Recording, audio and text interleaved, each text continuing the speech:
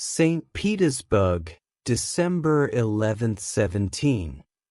You will rejoice to hear that no disaster has accompanied the commencement of an enterprise which you have regarded with such evil forebodings. I arrived here yesterday, and my first task is to assure my dear sister of my welfare and increasing confidence in the success of my undertaking. I am already far north of London, and as I walk in the streets of Petersburg, I feel a cold northern breeze play upon my cheeks, which braces my nerves and fills me with delight. Do you understand this feeling?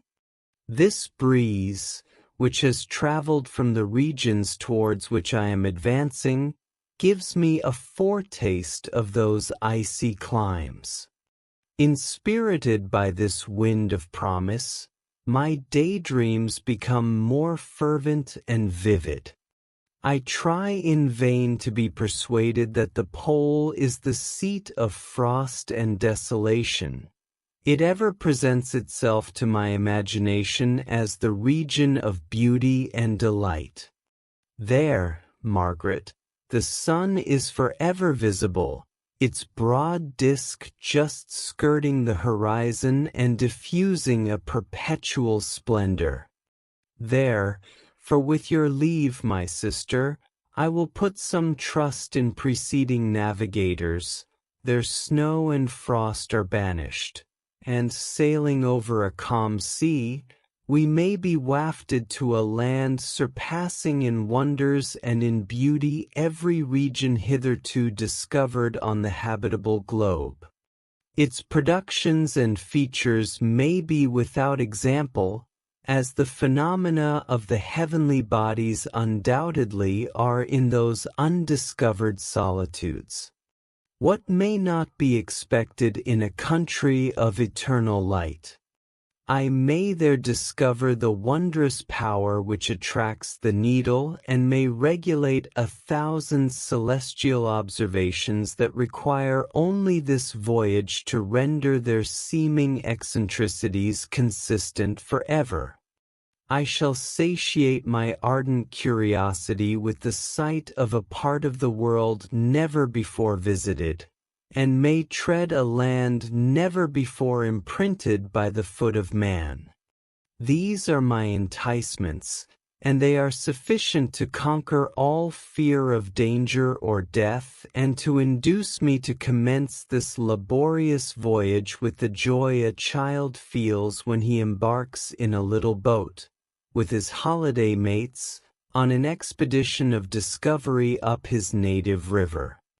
But supposing all these conjectures to be false, you cannot contest the inestimable benefit which I shall confer on all mankind, to the last generation, by discovering a passage near the pole to those countries, to reach which at present so many months are requisite, or by ascertaining the secret of the magnet, which, if at all possible, can only be effected by an undertaking such as mine. These reflections have dispelled the agitation with which I began my letter, and I feel my heart glow with an enthusiasm which elevates me to heaven, for nothing contributes so much to tranquilize the mind as a steady purpose, a point on which the soul may fix its intellectual eye. This expedition has been the favorite dream of my early years. I have read with ardor the accounts of the various voyages which have been made in the prospect of arriving at the North Pacific Ocean through the seas which surround the pole. You may remember that a history of all the voyages made for purposes of discovery composed the whole of our good Uncle Thomas's library.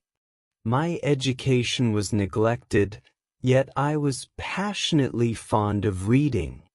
These volumes were my study day and night, and my familiarity with them increased that regret which I had felt, as a child, On learning that my father's dying injunction had forbidden my uncle to allow me to embark in a seafaring life.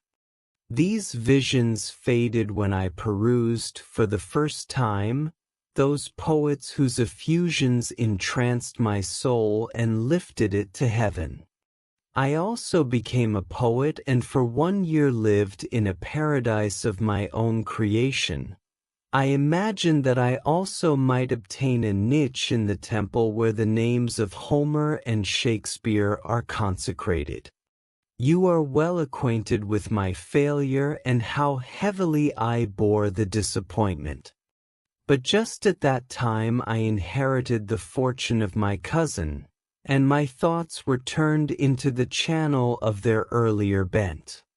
6 years have passed since I resolved on my present undertaking.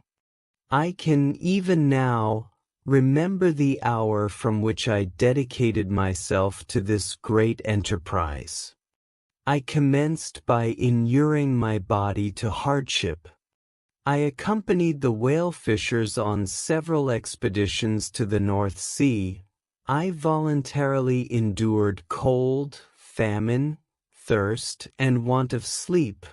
I often worked harder than the common sailors during the day and devoted my nights to the study of mathematics, the theory of medicine, and those branches of physical science from which a naval adventurer might derive the greatest practical advantage.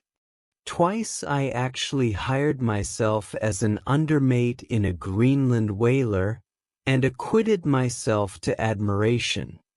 I must own I felt a little proud when my captain offered me the second dignity in the vessel and entreated me to remain with the greatest earnestness. So valuable did he consider my services. And now, dear Margaret, do I not deserve to accomplish some great purpose? My life might have been passed in ease and luxury, but I preferred glory to every enticement that wealth placed in my path. Oh, that some encouraging voice would answer in the affirmative.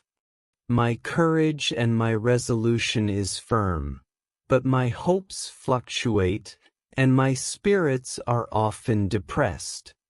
I am about to proceed on a long and difficult voyage, the emergencies of which will demand all my fortitude.